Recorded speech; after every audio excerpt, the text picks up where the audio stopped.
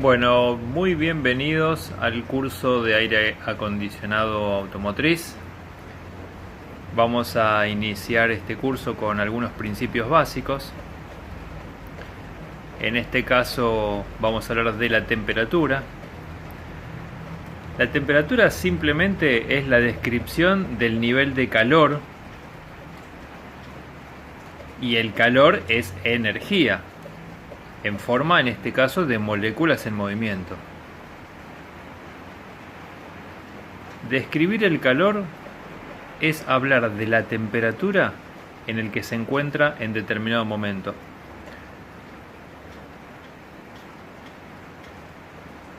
Cuando decimos una temperatura alta, se dice que es a partir de los 30 grados centígrados hacia arriba, y hacia abajo es baja. Hay otros principios básicos. Por ejemplo, la materia.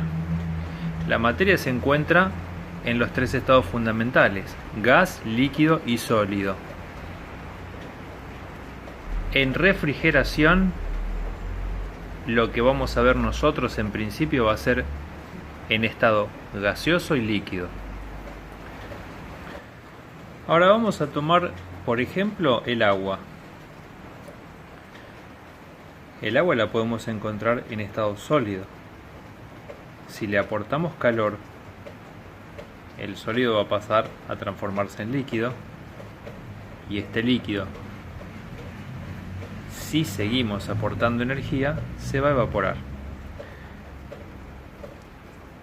En la imagen tenemos una gráfica donde se muestra lo que se llama calor sensible y calor latente. El calor sensible es la cantidad de calor en forma de energía que se necesita para que suba la temperatura del elemento, en este caso el agua. Y el calor latente es la cantidad de energía que necesito aplicarle a ese mismo material solamente para que cambie de estado. Por eso presten mucha atención a ese gráfico. La parte de la recta inclinada, ¿sí?, es el calor sensible porque está aumentando su temperatura. Y fíjense que en el eje horizontal dice kilocaloría, eso es energía, y en el eje vertical es temperatura medida en grados centígrados. Fíjense que cuando el agua llega a 100 grados, el agua no puede aumentar más su temperatura. Fíjense que le seguimos aplicando energía en kilocalorías y sigue lo mismo a temperatura, calor latente, sigue teniendo 100 grados. Va a aumentar de 100 grados solamente cuando aumente la presión. Por eso ahí ya se va de escala.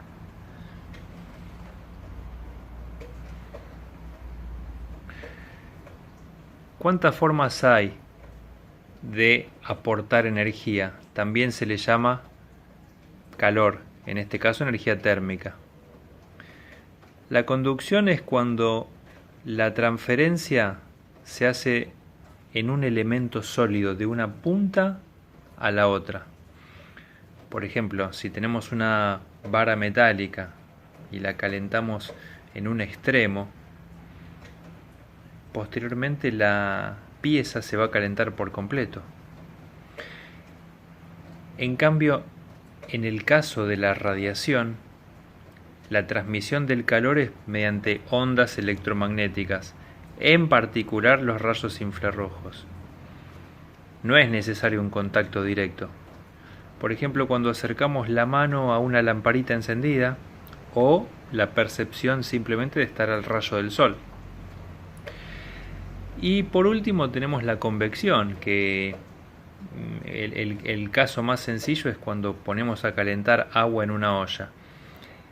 La zona donde está la base de la cacerola que está recibiendo el fuego, esa película de agua va a ser la que primero se calienta, y esa película de agua va a ir calentando a películas subsiguientes.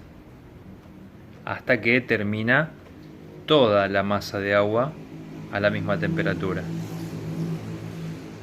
En este ejemplo tenemos en una misma imagen los tres tipos de conducción: la radiación, que la produce la llama, porque la llama es una manifestación de la energía química que está quemando, y ahí está la energía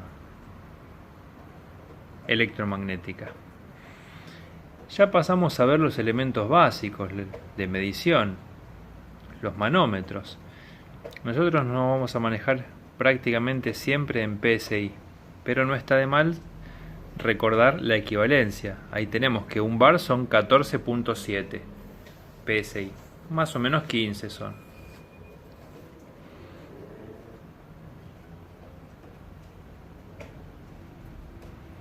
Actualmente existen equipos digitales que la única diferencia es que tienen memorias que nos ayudan a registrar distintos eventos, distintos servicios, y nos facilitan una especie de tabla de gases. Ya vamos a ver lo que son las tablas de gases y temperatura, pero bueno, en estos equipos, para que lo sepan, tienen precargados ellos en memoria modelos de vehículos, modelos de acondicionadores de aire, refrigeradores. Según el gas refrigerante que ellos tienen, nos van a decir cuáles las presiones de alta y de baja óptimas para su funcionamiento, ¿no es cierto? Nada que no se pueda hacer con equipos tradicionales.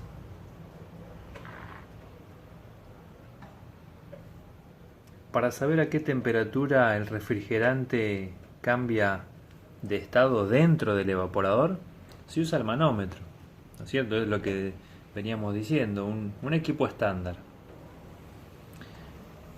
El manómetro de baja, por lo general, la diferencia es que es un manovacuómetro, es decir, que él mide presiones positivas y también presiones negativas.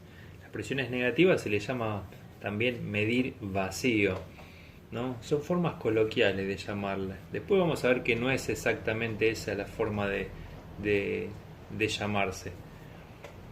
Pero bueno, es una característica que tiene el manómetro de baja. Algo básico es que tiene una escala en PSI, solamente dice los PSI, y después están las escalas de temperatura para determinados gases, como este que estamos acá viendo en el ejemplo. Ya lo vamos a ver mejor, después si cada uno le queda alguna duda me lo va a consultar, pero me está indicando que a determinado PSI ese gas va a estar a una temperatura en grados centígrados determinada, la que me está marcando la aguja.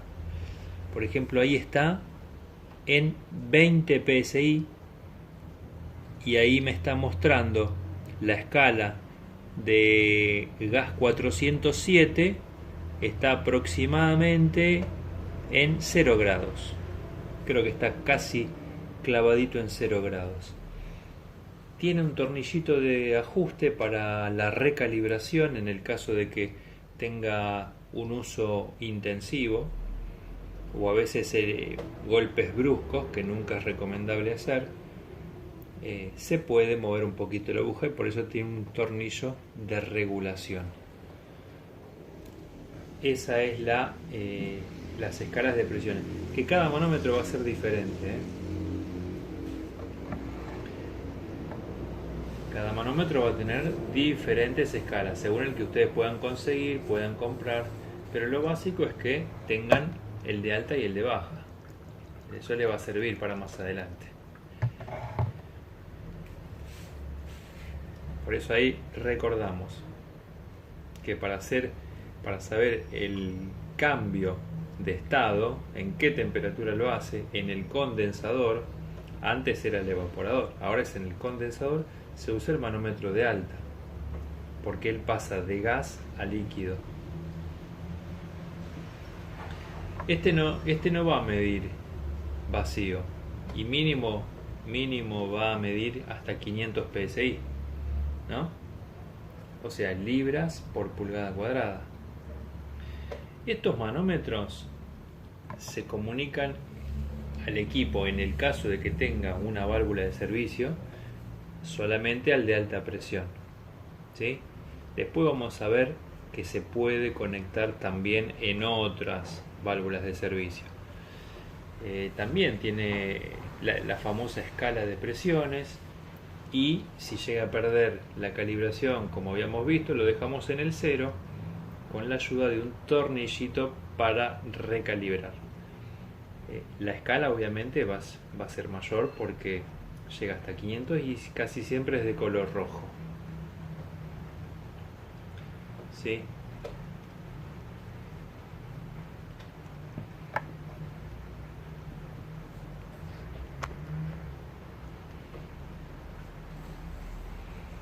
Ahí vemos que la refrigeración nos habla de el proceso de extracción de calor, ¿sí? Por eso le llamamos zona de confort.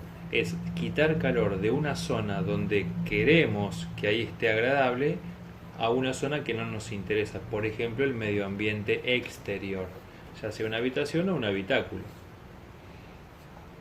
Esto por ahora es en general, pero ya vamos a ver específicamente automotriz. Las fuentes de calor que van a afectar en este caso al vehículo, es la radiación solar, las filtraciones del exterior, ¿no es cierto? Desde el compartimiento que nos comunica con el motor, si una ventanilla está baja, o la misma, el ventilete de recirculación, el mismo asfalto es irradiado hacia adentro, y un calor disperso, ¿no es cierto? Un calor disperso que tiene que ver con la diferencia de temperaturas. Y hay que saber que las personas también son fuentes de calor, son como una lamparita encendida en proporción. Entonces, esta es la cantidad de calor que tenemos que sacar de la cabina. Y el fluido frigorífico es el encargado de hacer esta extracción. Si vamos a mirar bien en detalle, vamos a hablar de la molécula. Va a ser la molécula la que hace este trabajo, la molécula de gas refrigerante. Vamos a ver un poco las clasificaciones. Básicamente vamos a ver tres clases de refrigerante. Los más antiguos son los clorofluorocarbonos, ¿no? Como el R12, que no es tan antiguo, se siguen viendo muchos equipos, pero también ya están los reemplazos de esos gases. Y por supuesto que este que estamos viendo contribuye a la destrucción de la capa de ozono. Los HCFC, ¿no es cierto?, tienen un hidrógeno más en la molécula, como el R22, destruyen la capa de ozono. Tienen una diferencia respecto al R12 en las temperaturas de evaporación, en los rendimientos, en la conveniencia del equipo. Y después los HFC recalientan el planeta, pero no son tan peligrosos para el efecto invernadero. Así que en general todo fluido absorbe calor, eso tenemos que saberlo. Los fluidos frigoríficos se utilizan en climatización debido a que tienen una gran capacidad de absorber el calor. No son los únicos, pero tienen una gran capacidad. Coloquialmente decimos que enfrían el aire, ¿no es cierto?, que penetra en el habitáculo. Pero coloquialmente, siempre tenemos que hablar de energía térmica.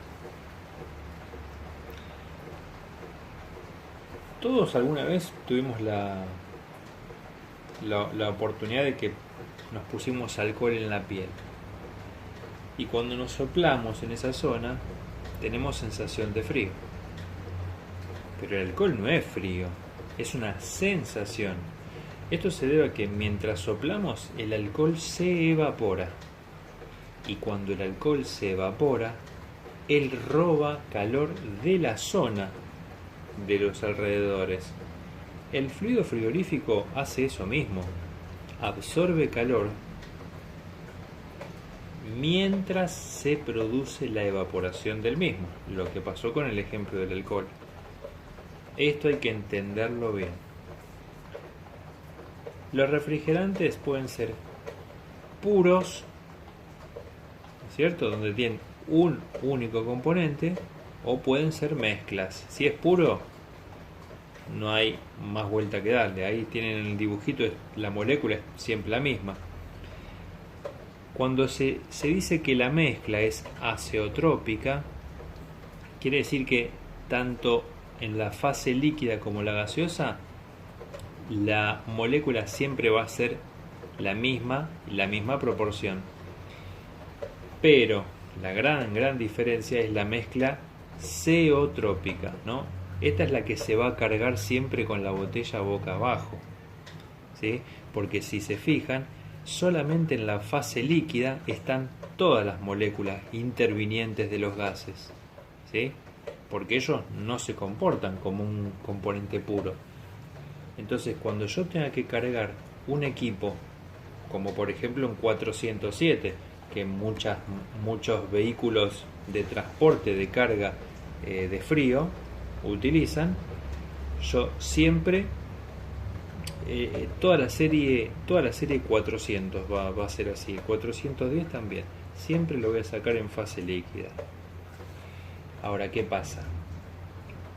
Fíjense que ahí en ese gráfico tenemos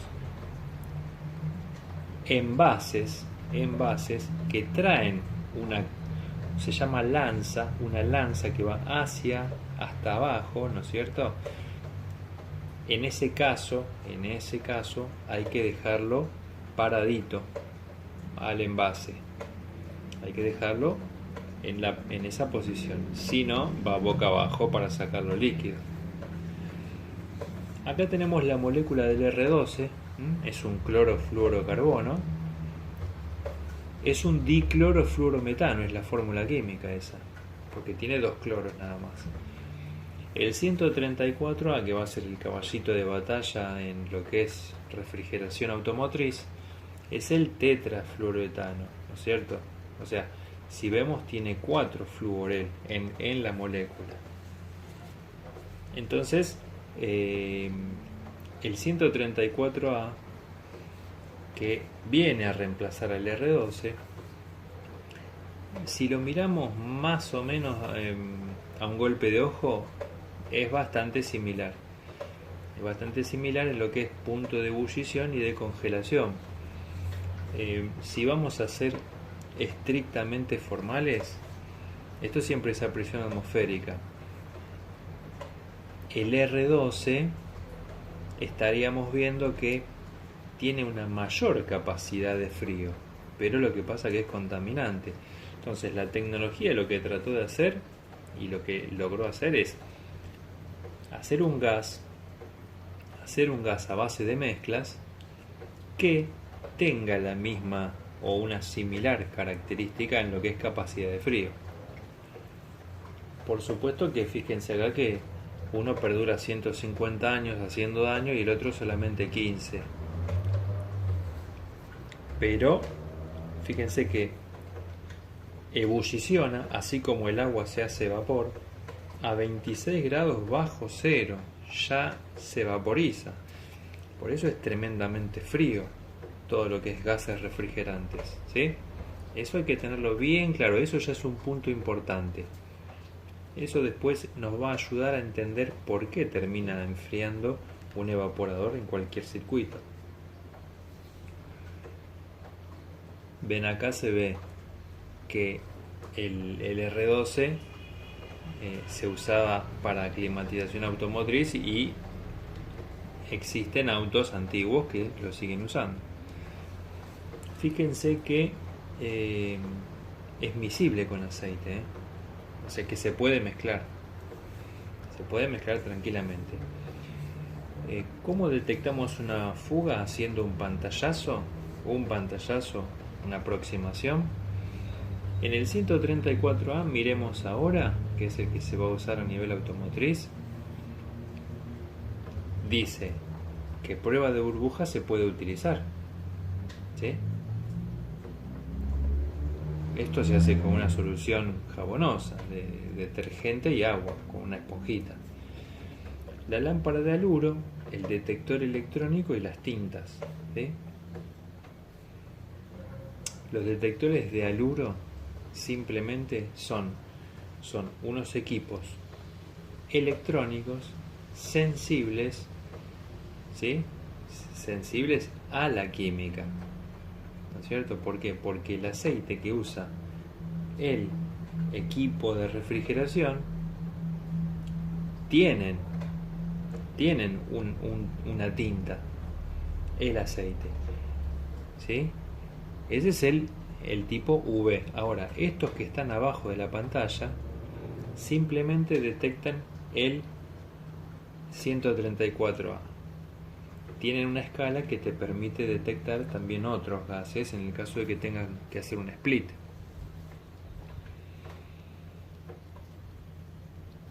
Ahí tenemos una clasificación por colores según la clasificación química. Esto se los va a dar la práctica, pero para arrancar el 134A es un celeste que es bastante inconfundible. Igualmente siempre tiene grabado la R y el número y la A minúscula. Se le llama azul celeste o azul cielo.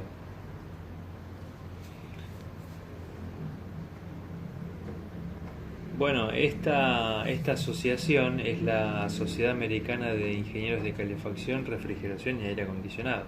Ellos se encargaron de hacer la normativa y los colores. Bueno, las compatibilidades entre el 12 y el 134 no son compatibles. ¿Por qué? Bueno, porque en presencia de agua son ambos corrosivos, pero el aceite es específico para el 12 y para el 134 independientemente, es decir, que el aceite es lo que me hace que sea incompatible, más allá del diseño de la estructura, ¿cierto? De la mecánica del diseño del equipo.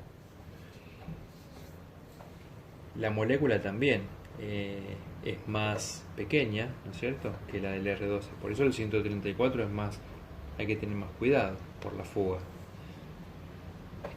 Desde el 94 se empieza a trabajar con el 134A y empieza la eliminación del R12. Por eso es que aparece lo que es el retrofit, ¿no? El retrofit es reemplazar un gas refrigerante por el reemplazo. Es decir, el reemplazo es el que viene a cambiarlo y usa un sintético, mientras que el otro usa un mineral en lo que es aceite.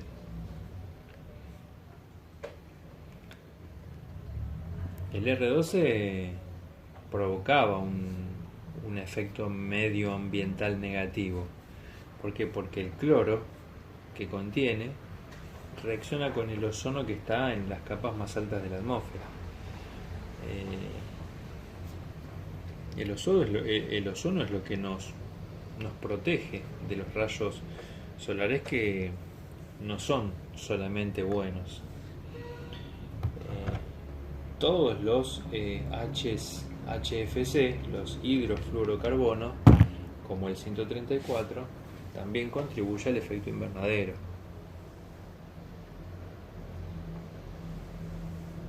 Es decir, que una vez que penetró, ¿no?, si penetró a la atmósfera, o sea, rompió la capa de ozono, queda rebotando, ¿no?, entre la Tierra y la capa. Entonces, idas y vueltas del rayo aumenta la temperatura. Por eso el desastre natural es el derretimiento de los polos, básicamente. aumenta algunos grados, unas décimas de grado, y eso es un desastre natural. Pero bueno, los gases halogenados contribuyen al recalentamiento global, que es el efecto invernadero. Por eso siempre se deben recuperar los gases en un trabajo.